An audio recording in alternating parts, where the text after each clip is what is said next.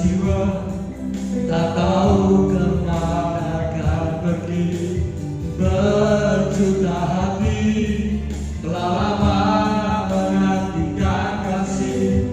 Oh Tuhan, jadikanlah hidupku alat kasih dan memuliakanmu seumur hidupku. Berjuta jiwa tak tahu kemana akan pergi. Berjuta tangan terulur menantikan kasih.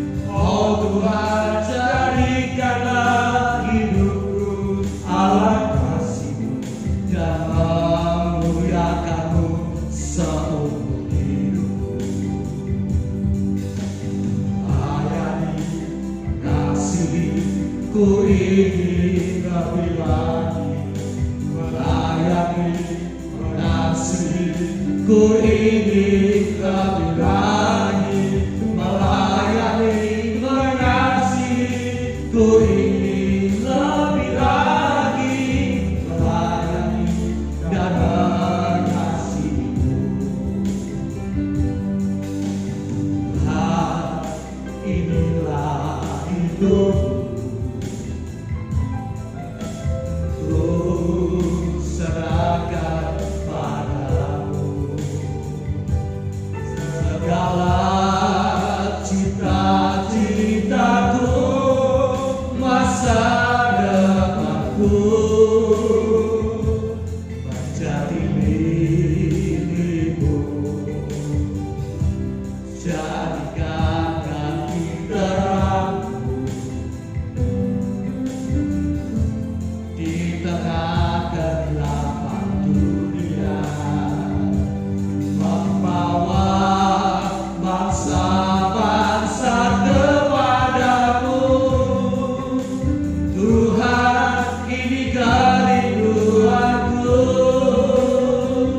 Bagimu Tuhan seluruh hidupku.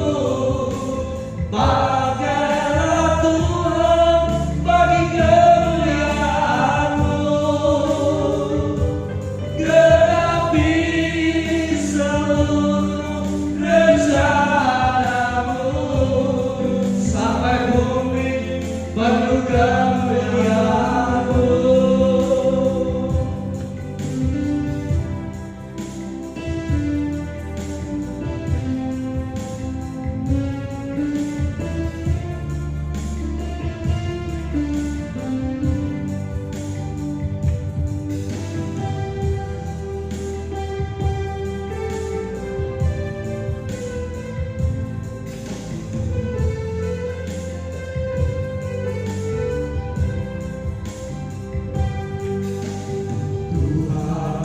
Inilah hidupku,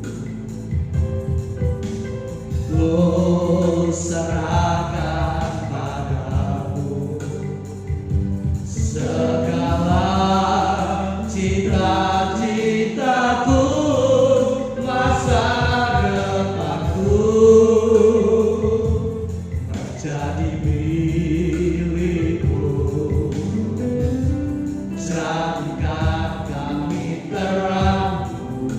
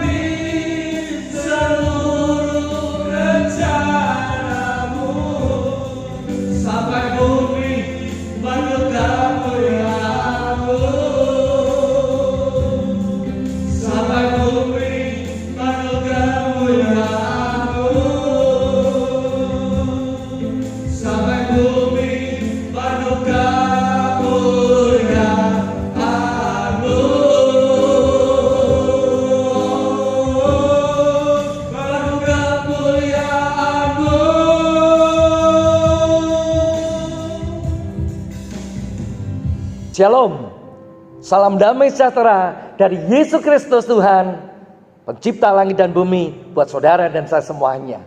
Hari ini Bapak Ibu Saudara yang terkasih, di seluruh dunia sedang memperingati yang namanya pencurahan Roh Kudus.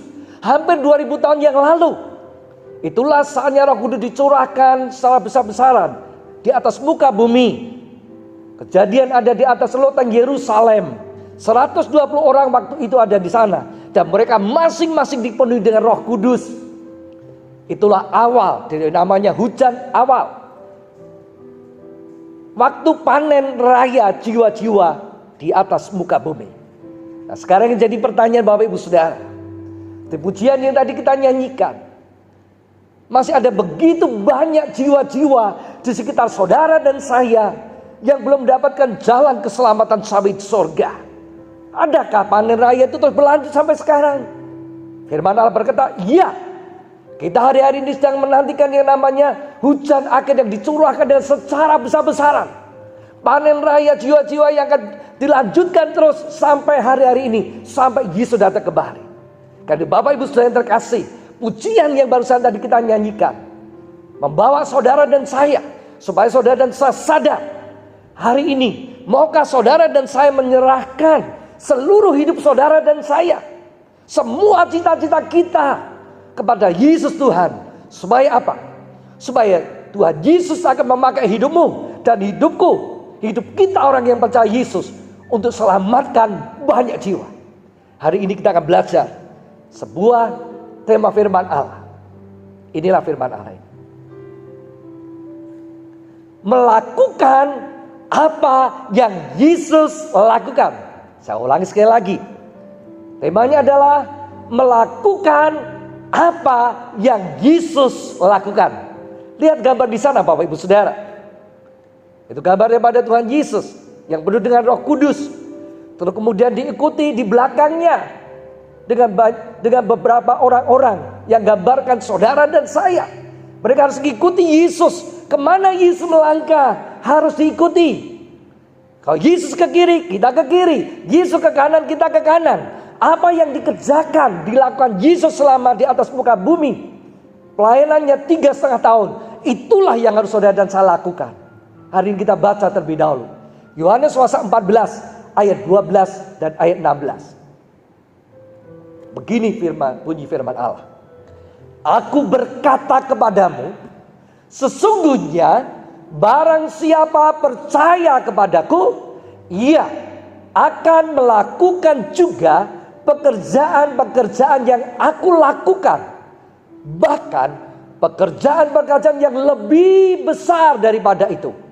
Sebab aku pergi kepada Bapa.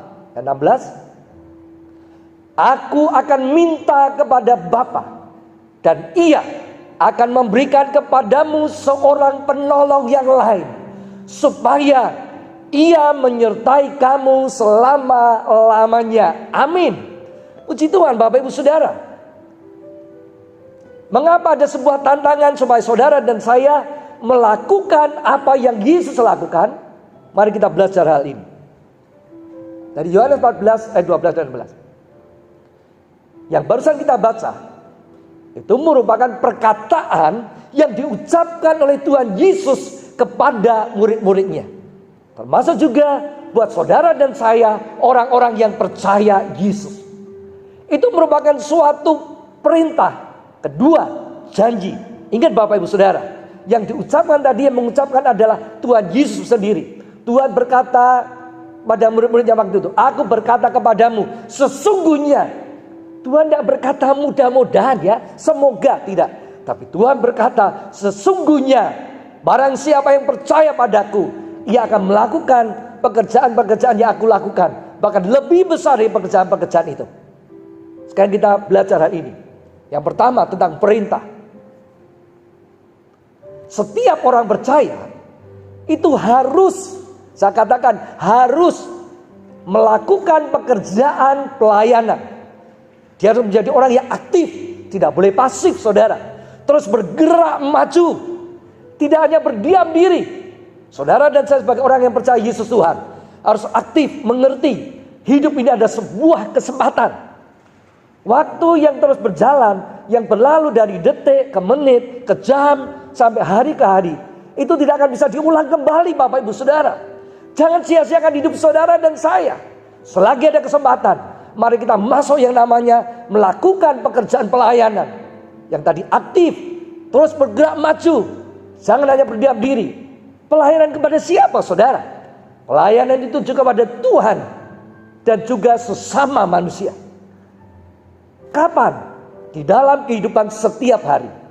Jangan lupa firman Allah tadi berkata itu diharuskan, apa yang kita kerjakan setiap hari adalah sesuai, sama seperti yang Yesus lakukan selama pelayanannya di dunia 3,5 tahun. Pelayanan Yesus ada pelayanan yang tepat sasaran, padat, singkat, tapi berisi Bapak Ibu Saudara. Ingat 3,5 tahun Tuhan Yesus melayani di bumi, tapi hasilnya luar biasa. Pelayanan sungguh luar biasa, tepat sasaran. Karena itu saudara dan saya dalam pelayanan kita dari hari ke hari, pengirian kepada Yesus, saudara dan saya tidak boleh menyimpang ke kanan atau ke kiri. Apalagi sampai bertentangan, berlawanan dengan pelayanan yang Yesus lakukan. Pelayanan yang kita lakukan harus menurut apa yang Tuhan Yesus mau. Ingat sekali lagi Bapak Ibu Saudara, pelayanan saudara dan saya yang kita lakukan tidak bisa ditawar lagi. Saudara dan saya harus melakukan pekerjaan pelayanan menurut apa yang Yesus mau. Jangan menurut apa yang saya mau atau orang lain mau. Bapak Ibu Saudara terkasih, saudara dan saya jangan pernah menyimpang dari hal ini. Karena itu Bapak Ibu Saudara, lihat bagaimana goal sasaran setiap pelayanan. Kalau orang yang sedang memanah, pasti di situ ada lingkaran yang besar. Kemudian lingkaran tadi semakin kecil dan tepat sasarannya di sana. Saudara dan saya harus membidikkan anak panah pelayanan kita setiap hari, setiap saat, tepat pada sasaran seperti yang Yesus lakukan. Sasarannya apa Bapak Ibu Saudara yang sudah dikerjakan Yesus dalam pelayanannya selama di bumi 3,5 tahun? Matius 28 ayat 19-20 kita baca terlebih dahulu.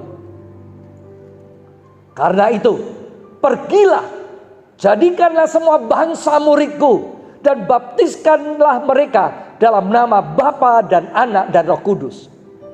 Dan ajarlah mereka melakukan segala sesuatu yang telah kuperintahkan kepadamu. Dan ketahuilah, aku menyertai kamu senantiasa sampai kepada akhir zaman. Inilah goal atau sasaran yang dikerjakan oleh Tuhan Yesus waktu itu. Sudah memberikan teladan buat kita. Adalah 2M. M yang pertama adalah menyelamatkan jiwa-jiwa. Apapun bentuk pelayanan saudara dan saya, kepada siapapun saudara saya melayani, ingat Bapak Ibu Saudara, apa yang kita kerjakan sasaran harus tepat, yaitu menyelamatkan jiwa-jiwa. Pujian yang tadi kita nyanyikan mengatakan, berjuta jiwa tak tahu kemana kan pergi. Begitu banyak Bapak Ibu Saudara, jiwa-jiwa yang tidak mengerti bagaimana caranya untuk pergi kemana? Untuk sampai ke dalam kerajaan surga di sana supaya selamat. Mereka mencari jalannya sendiri-sendiri. Banyak tangan yang terlurur menantikan kasih. Dari siapa? Mestinya dari saudara dan saya yang sudah mengerti tentang kasih kuasa Yesus yang sudah saudara dan saya terima. Sudah belajar membagikan ini saudara. Mari kita lihat ke kiri, ke kanan, muka belakang, begitu banyak jiwa yang sedang menantikan keselamatan itu. Saudara dan saudara bergerak maju. Inilah saatnya Bapak Ibu Saudara. Saudara akan selamatkan jiwa-jiwa di sekitar kita. Apapun yang kita lakukan, sekali lagi ingat, tujuan utama dari setiap pelayanan kita, pengorbanan kita, apa yang kita kerjakan, hanya untuk selamatkan jiwa. Tapi yang kedua, berbicara tentang memuridkan. Ternyata tidak cukup saja menyelamatkan jiwa. Ada kalanya Bapak Ibu Saudara, orang yang sudah percaya Yesus, waktu dia tidak diajarkan dalam seluruh kebenaran firman Allah, tahu-tahu dia bisa menjadi murtad. Kembalilah kepada hidup yang lama. Dan keselamatan itu akhirnya menjadi hilang. Karena itu mereka perlu setelah diselamatkan jiwanya, percaya pada Yesus Tuhan. Orang tadi perlu dimuridkan. Itulah yang dikerjakan Yesus. Mengajar orang lain untuk hidup di dalam seluruh kebenaran firman Tuhan. Mengajar orang lain juga, mengingatkan bahwa setelah mereka diselamatkan, mereka harus juga menyelamatkan orang lain. Ingat Bapak Ibu Saudara, tujuan dalam memuridkan tadi, ngajari setiap orang yang sudah diselamatkan supaya hidup dalam seluruh kebenaran firman Allah. Tentunya itu juga merupakan tantangan buat saudara dan saya. Kita juga harus hidup dalam seluruh kebenaran firman Allah. Kita yang ngajari harus hidup benar terlebih dahulu. Setelah itu kita ajari orang lain, hiduplah benar. Saudara dan saya bisa berkata, lihat aku juga mau hidup benar. Hidup kita menjadi sebuah kesaksian. Ajarkan mereka supaya mereka ganti menyelamatkan orang lain. Dia Bapak Ibu Saudara. Itu tadi tentang perintah daripada Tuhan Yesus. Jadi apa yang kita lakukan sekali lagi harus persis seperti yang Yesus lakukan. Jangan menyimpang ke kiri ke kanan. Yang kedua, ternyata itu juga merupakan sebuah janji. Janji apa Bapak Ibu? Bahwa setiap orang percaya itu dijanjikan, diberi kemampuan untuk bisa melakukan pekerjaan-pekerjaan yang Yesus lakukan selama pelayanannya di dunia 3,5 tahun. Bapak Ibu Saudara, yang mengatakan tadi Yesus sendiri. Siapa? Dia pencipta langit dan bumi. Dia yang menguasai semuanya. Dia ciptakan saudara dan saya. Dan waktu dia berjanji pasti digenapi. Janjinya apa saudara? Saudara dan saya diberi kemampuan untuk bisa melakukan pekerjaan pelayanan seperti yang Yesus lakukan. Banyak orang mungkin berkata, mana mungkin, kita kan manusia biasa.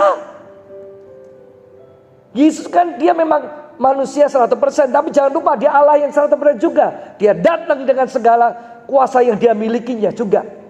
Nah kita bagaimana? Tapi ingat Bapak Ibu Saudara, Tuhan berkata sesungguhnya saudara bisa. Janji Tuhan. Bahkan janji Tuhan yang luar biasa. Saudara dan saya dijanjikan bisa melakukannya jauh lebih besar lagi. Dari hal apa? Jangkauan kita melayani Tuhan. Dan hasilnya daripada yang sudah dilakukan Yesus. Bapak Ibu pernah pikirkan tidak? Lewat hidup saudara dan hidup saya, saudara dan saya akan dipakai menjadi alat yang luar biasa. Untuk selamatkan jiwa, untuk memuridkan orang-orang, ganti menyelamatkan orang lain. Apapun status saudara dan saya, tidak jadi masalah. Asal kita melakukannya sesuai dengan perintahnya Tuhan. Ikut Yesus melakukannya tepat seperti Yesus lakukan. Kita akan bisa melakukan perkara yang lebih besar lagi.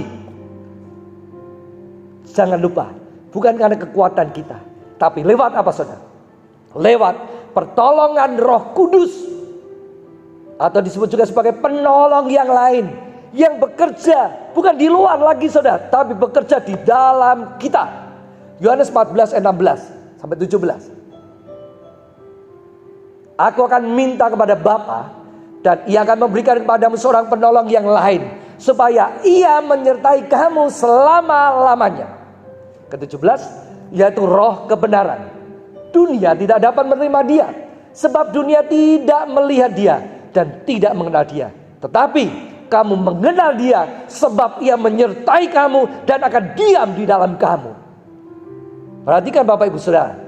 Kalau nanti kita baca pun, saudara baca 1 Korintus 3:16 berkata, tidak tahukah kamu batu pembuat dan rumah Allah, dan Roh Allah tinggal di dalam kamu.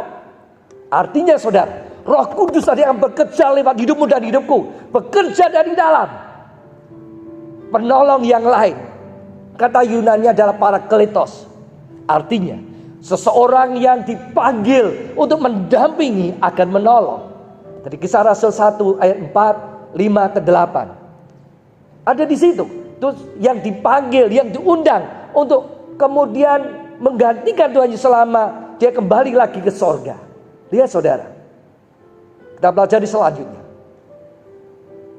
Ingat, pekerjaan dan pelayanan Tuhan Yesus selama di dunia sudah berakhir. Saya katakan, pelayanan Tuhan selama di dunia 3,5 tahun sudah berakhir. Kapan? 10 hari yang lalu waktu kita merayakan perayaan kenaikan Yesus ke sorga. Itulah akhir pelayanan Tuhan Yesus selama di dunia. Tapi apakah sudah berakhir itu selamanya?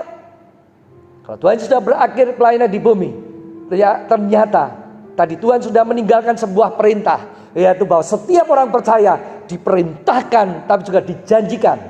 Yohanes 14 ayat 12 yang kita tadi baca. Untuk apa? Ingat, saudara dan saya harus melanjutkan, meneruskan pekerjaan yang Yesus sudah lakukan selama di dunia 3,5 tahun. Tugas saudara dan saya adalah melanjutkan, teruskan. Jangan pernah berhenti saudara. Banyak jiwa masih menanti saudara dan saya.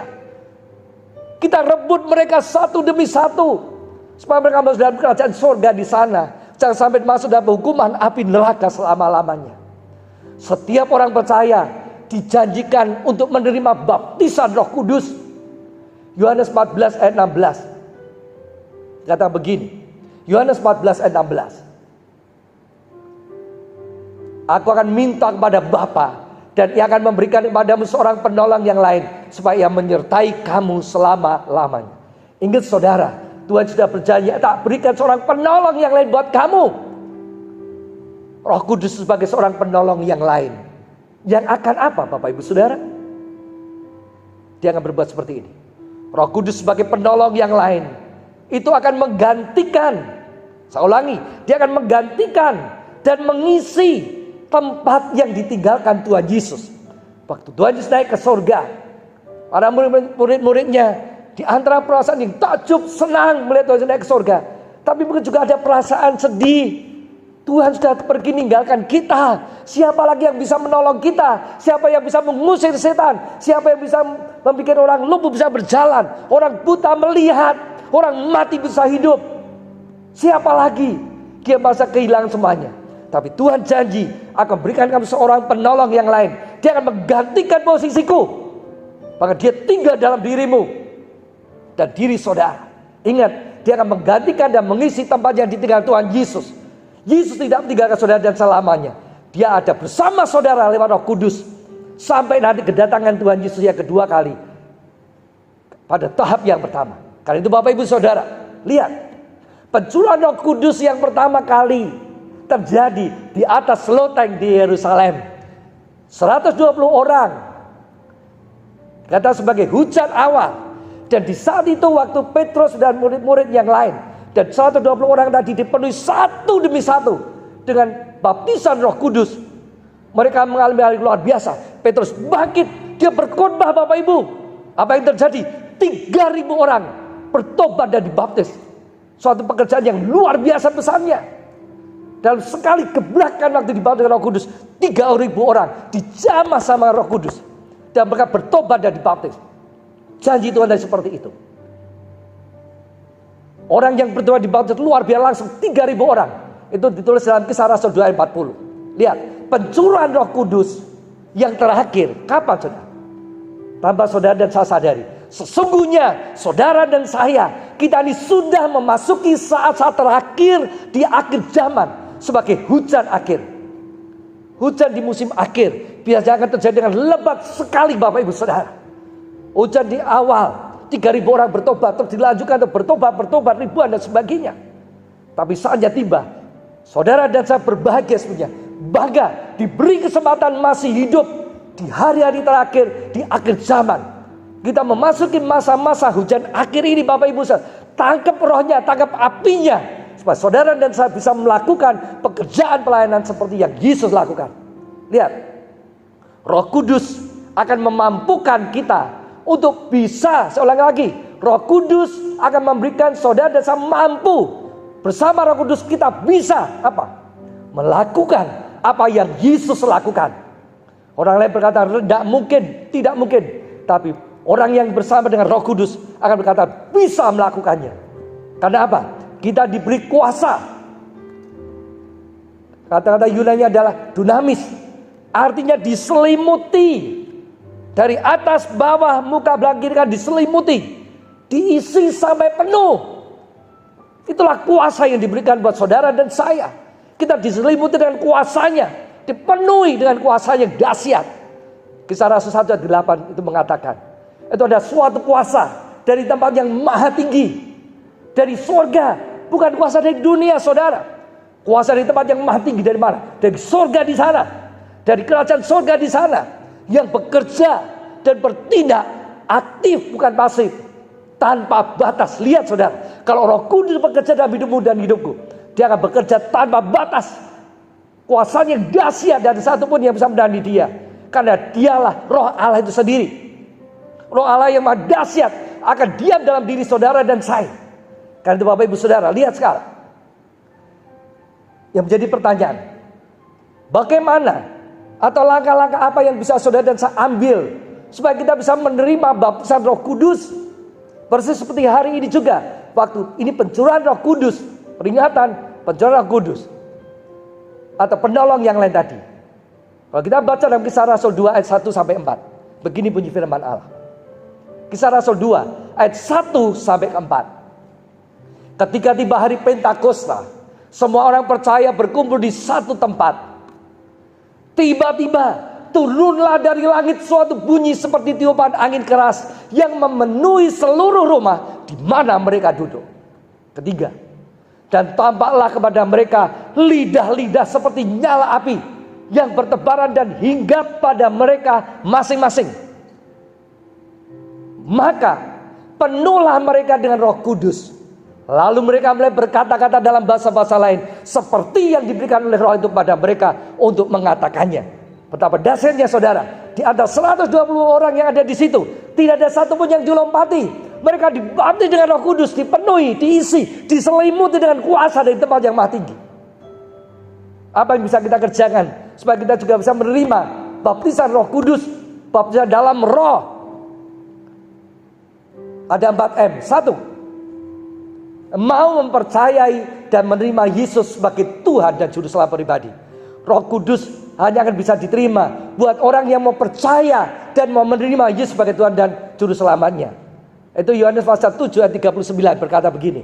Yohanes 7 ayat 39. Yang dimaksudkannya ialah roh yang akan diterima oleh mereka yang percaya kepadanya. Sebab roh itu belum datang karena Yesus belum dimuliakan. Kembali lagi, orang yang Roh Kudus adalah orang yang mau percaya dan menerima Yesus. Siapapun juga pasti bisa, asal dia mau percaya dan menerima Yesus. Yang kedua, orang tadi mempunyai yang kedua itu membutuhkan, punya perasaan membutuhkan, merindukan, butuh saudara, rindu pada Roh Kudus. Dia digambar seperti orang yang haus dan lapar akan Roh Kudus. Orang itu kalau tidak haus Bapak Ibu Saudara, meskipun ada di dekat sumber mata air pun, dia dipaksa tidak akan minum karena memang tidak butuh, karena tidak haus. Tapi orang yang sudah haus, dia akan cari minum di mana juga. Di padang pasir pada gurun, setiap orang dah haus, setiap yang dipandangnya di depan, di belakang, kiri kanan hanya seolah menjadi air, air dan air. Kenapa? Dia kehausan sekali. Berapa kilometer dia akan kejar untuk dapatkan air tadi. Kenapa? Karena dia haus dan lapar. Dan saudara dan saya, lihat, saudara dan saya taruhkan hatimu. Saudara akan berkata, Tuhan, aku butuh penolong yang lain. Roh Kudus yang memampukan saya untuk melakukan pekerjaan yang seperti Yesus lakukan. Aku haus dan lapar. Saudara kan bisa baca nanti sendiri Kisah Rasul 1 ayat 14, Yohanes 7 ayat 37 sampai 39. Barang siapa, Tuhan berkata, barang siapa yang haus datang padaku, minum, tak kasih kamu. Itu kata itu dalam Yohanes 7 37 sampai 39. Siapa yang haus datang padaku. Artinya orang yang dah haus tidak akan datang sama Tuhan, tidak akan minta Roh Kudus. Saudara dan saya haus membutuhkan Roh Kudus, pasti Tuhan akan beri. Ayat ketiga berbicara tentang meminta dengan iman. Lukas 11 ayat 13 berkata begini. Lukas 11 ayat 13. Jadi jika kamu yang jahat tahu memberi pemberian yang baik pada anak-anakmu, apalagi Bapamu di sorga, Ia akan memberikan Roh Kudus pada mereka yang meminta kepadanya. Lukas 11:13 ada dua hal. Harus minta dengan iman. Kalau saudara dan saya meminta dengan iman, percaya sungguh-sungguh, pasti Dia beri. Tuhan berikan gambaran. Bapak yang ada dalam dunia ini saja, kalau anaknya minta ikan, tidak mungkin dikasih. Minta ini tak kasih ular, meskipun dia seorang bapak yang jahat. Atau minta roti, kemudian dikasih kalajengking, tidak mungkin. Bapak di dunia saja memberikan terbaik. Apalagi saudara dan saya yang meminta Roh Kudus, pasti saudara dan saya akan diberi. Ayat yang keempat berbicara tentang menerima dengan iman. Saudara punya percaya sungguh-sungguh. Waktu kita memintanya pasti diberi. Sama dalam Lukas 11:13. Kisah Rasul 2 ayat 38-39 berbicara tentang janji itu diberikan buat orang-orang yang waktu itu ada di atas loteng Yerusalem, mengalami pencurahan Roh Kudus, menerima janji Tuhan, menerima Roh Kudus kepada anak-anakmu, generasi selanjutnya, dan kepada yang masih jauh ke depan, itu generasi selanjutnya. Siapa? Termasuk saudara dan saya. Generasi kita juga masih bisa menerima Roh Kudus. Itu janji Tuhan dalam Kisah Rasul 2 ayat 38 dan 39. Karena itu 4M, ingat, mau mempercayai dan menerima Yesus sebagai Tuhan dan Juru Selamat pribadinya, membutuhkan, merindukan Roh Kudus, haus dan lapar akan Roh Kudus, meminta dengan iman dan menerima dengan iman. Selanjutnya Bapak Ibu, sekarang yang menjadi pertanyaannya, apa ya yang Yesus lakukan? Kita tadi sudah belajar tentang Roh Kudus yang akan menolong saudara dan saya untuk melakukan yang persis yang seperti Yesus lakukan. Sekarang yang jadi masalah, apa yang Yesus lakukan? 4M juga. Pertama, yaitu mencari dan menyelamatkan yang terhilang. Lukas 19:10, dia berkata, lihat Lukas 19:10, sebab anak manusia datang untuk mencari dan menyelamatkan yang hilang. Ya Bapak Ibu Saudara, yang pertama yang dilakukan Yesus selama melayani di atas muka bumi, tujuan utama adalah mencari, aktif, bergerak, tadi dinamis, aktif. Itu kuasa menjadikan kita tergerak terus, mau bergerak maju, tidak berdiam diri. Mencari, bukan berdiam diri, mencari, lihat peluang kiri kanan muka belakang. Untuk apa? Menyelamatkan orang yang terhilang. Terhilang maksudnya dia pindah dari posisi yang sebenarnya ada di sini. Dia bisa pindah ke tempat lain, tempat yang salah. Itu namanya terhilang. Karena tugas saudara dan saya bawa mereka kembali ke tempat yang semula. Di mana? Mereka harus sampaikan di dalam kerajaan surga di sana. Cari saudara, selamatkan yang terhilang. Tempatnya berdoa, lihat kiri kanan muka belakang. Bukankah firman Tuhan berkata, lihat ladang-ladang yang sudah menguning. Sudah menguning, bukan hampir menguning, tapi sudah menguning. Dan siap untuk dituai. Betapa banyak jiwa-jiwa menanti saudara dan saya. Ayo bergerak maju saudara, selamatkan mereka, cari mereka.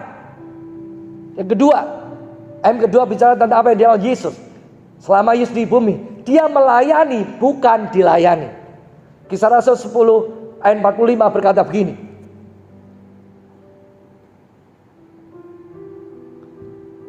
Ya, kita kembali Bapak Ibu Saudara. Tuhan Yesus waktu datang di atas muka bumi, itu Markus pasal 10 maksudnya. Markus 10 ayat 45 itu mengatakan bahwa Yesus anak manusia datang bukan juga untuk dilayani, tapi untuk melayani. Yesus datang untuk melayani saudara dan saya, bukan dilayani. Tugas saudara dan saya juga sama. Saudara dan saya harus juga melayani, bukan dilayani. Saudara dan saya punya tugas, pekerjaan yang paling mulia dalam dunia apa saudara? Pekerjaan yang paling mulia dalam dunia, upahnya dari di atas muka bumi sampai nanti kita mati sampai di surga adalah pekerjaan melayani Tuhan dan sesama. Kalau saudara dan saya bekerja melayani di bumi, kita juga dapatkan upah, tapi cuma ada di atas muka bumi saja. Setelah selesai pekerjaan mungkin kita bisa dipensiun, dapat upah lagi. Tapi setelah mati, saudara dan saya ada yang pensiun saudara dan saya. Upah itu berhenti di atas muka bumi. Tapi lihat, kalau saudara melayani Tuhan sungguh-sungguh, melayani sesama, upah itu ada di bumi sampai di surga. Itu pekerjaan paling mulia. Lakukan itu saudara. Yang ketiga, membagikan kasih dan kuasanya dan mujizatnya.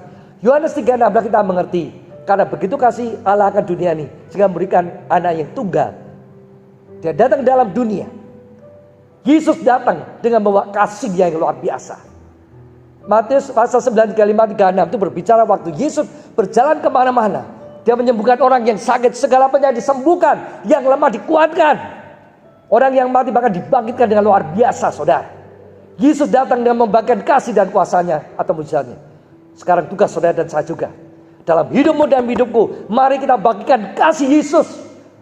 Bukankah pujian tadi mengatakan, banyak tangan yang terulur menantikan kasih. Dari siapa? Saudara dan saya. Menantikan pertolongan saudara dan saya. Mari kita bagikan kasih itu buat mereka. Banyak orang yang merasa kesepian sekarang. Berjabat tangan di masa seperti ini dilarang. Berpelukan dilarang. Sehingga dia merasakan tidak ada orang yang mengasihi aku. Tidak ada orang yang memeluk aku lagi. Tidak ada orang yang berjabat tangan dengan aku. Itulah manusia. Tapi ingat, kasihnya Yesus tidak pernah hilang. Kasihnya Yesus dari dulu sekarang selamanya. Dan itu saudara dan saya bisa kerjakan. Kasih Yesus ada dalam hidupmu. Mari kita bagikan bukan mereka. Bukan hanya dengan berpelukan atau kemudian berjabat tangan. Tapi bagikan kasih itu dan memberi kesaksian bahwa Yesus akan mengasihi hidupmu. Yesus sanggup menolong hidupmu. Dia penolongmu. Dia sumber pertolongan, sumber keselamatan dalam segala perkara. Bagikan kasihnya, bagikan kuasanya. Ada orang sakit, doakan dan sembuhkan di dalam nama Yesus. Yesus yang sembuhkan. Kalau orang-orang pada waktu itu yang sudah penuh dengan Roh Kudus, firman Allah memang kemudian menyatakan mujizatnya.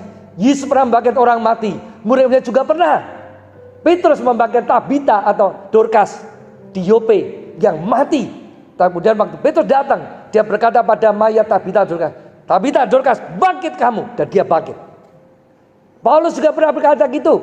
Ada orang yang jatuh dari lautan dari tiga-tiga. Di Troas waktu itu, karena Petrus berkhotbah terlalu lama sampai larut malam. Orang yang ngantuk jatuh, siapa dia? Etikus. Waktu dia mati, orang datang lihat, oh mati. Paulus berkata, jangan takut. Dan dia merebahkan dirinya dan memeluk dia. Akhirnya dia juga bangkit kembali. Sama yang dikerjakan Yesus, Bapak Ibu, membangkitkan orang mati. Dan masih banyak kesaksian sampai sekarang ini, Bapak Ibu. Apapun juga masih banyak yang dikerjakan dan sebagainya. Banyak bisa dilakukan. Orang buta bisa melihat. Orang yang lumpuh bisa berjalan, Bapak Ibu Saudara. Petrus juga membuat orang yang lumpuh berjalan waktu ada di pintu gerbang elok. Dia lumpuh berjalan sejak lahir. Dipegang emas perak aku tidak punya. Tapi apa yang aku punya aku berikan padamu. Dalam nama Yesus bangkit berdiri. Dan dia langsung berdiri. Kuasa diberikan buat mereka yang penuh dengan Roh Kudus. Lewat bayangan, saudara, bayangannya saja. Petrus lewat, orang sakit yang kena bayang Petrus sembuh. Paulus lewat sapu tangannya atau kain yang pernah dipakai Paulus, diletakkan dengan orang yang sakit, orang sembuh, setan keluar. Dahsyat Bapak Ibu Saudara. Pertanyaannya, saudara dan saya bisa melakukan hal itu tidak? Firman berkata, bisa. Bukan tanda-tanda orang percaya. Dan orang percaya itu akan menyertainya. Tanda-tanda apa? Mujizat akan menyertai saudara dan saya. Saya melakukan perkara yang besar juga, bahkan kasih dan kuasanya. Saudara mampu dan bisa, asal punya Roh Kudus dalam saudara. Dan yang keempat, jangan lupa, apa yang Yesus lakukan? Dia memuridkan. Matius 10 ayat 1. Dia memilih memanggil murid-muridnya. Matius 28, 18-20. Itu perintahnya. Supaya saudara dan saya pergi untuk apa? Memuridkan orang-orang lain. Membaptiskan mereka dalam nama Bapa, Putra, dan Roh Kudus. Dan mengajarkan mereka untuk apa saudara? Untuk melakukan apa yang Yesus pernah perintah pada muridnya. Diberikan pada mereka. Saudara dan saya, Tuhan sudah memuridkan mereka. Karena itu Bapak Ibu Saudara, saudara dan saya perlu juga memuridkan seperti Yesus lakukan. Karena itu Bapak Ibu Saudara yang terkasih, hari ini kembali lagi kepada temanya. Melakukan tema firman Tuhan adalah melakukan apa yang Yesus lakukan. Bisa tidak saudara? Jawabannya bisa, bahkan lebih besar lagi. Roh Kudus yang datang itu pada pencurahan Kudus yang pertama kali dan sekarang masih terjadi dengan dahsyat buat saudara dan saya. Terima dia dengan iman. Percaya menerima Yesus dengan iman. Saudara membutuhkan rindu pada Roh Kudus, kemudian minta dengan iman dan saudara akan menerima Roh Kudus. Dia seorang penolong yang menjadikan saudara mampu untuk melakukan segala perkara. Karena Bapak Ibu Saudara dan saya, jangan takut dan gentar. Saudara dan saya ternyata mampu diberi kemampuan yang luar biasa dari Roh Kudus itu sendiri. Puji Tuhan Bapak Ibu Saudara. Karena itu saya akan berdoa buat Bapak Ibu Saudara semua yang sudah dengar firman Allah ini. Tuhan Yesus, Tuhan berkati setiap telinga yang mendengarkan firman Allah ini. Supaya mereka sudah bangkit kembali. Meyakini bahwa mereka mampu melakukan pekerjaan seperti yang Yesus lakukan. Bahwa pekerjaan yang lebih besar lagi. Kami semua, baik laki-laki perempuan, dari kecil sampai besar. Sampai orang tua diberi kuasa yang dahsyat. Kuasa dari tempat maha tinggi. Penolong yang lain para kletos. Dengan kuasa dinamis yang luar biasa. Aktif bergerak maju. Untuk kemudian menyelamatkan banyak jiwa. Berbuat hal yang luar biasa. Bahkan kasih kuasanya Allah. Buat setiap orang. Dan kami mampu. Saatnya tiba Tuhan. Itulah pelayanan yang luar biasa yang dahsyat. Pekerjaan yang lebih besar lagi. sehingga banyak jiwa diselamatkan. Terima kasih Tuhan Yesus, meteraikan di semuanya dalam nama Tuhan Yesus Kristus. Haleluya. Amin. Salam Bapak Ibu Saudara dari Tuhan Yesus. Salam lanjutkan apa yang Yesus lakukan. Lakukan kembali buat saudara dan saya. Sekali lagi katakan, lanjutkan apa yang Yesus lakukan. Lakukan juga mulai hari ini sampai Yesus datang kembali. Amin.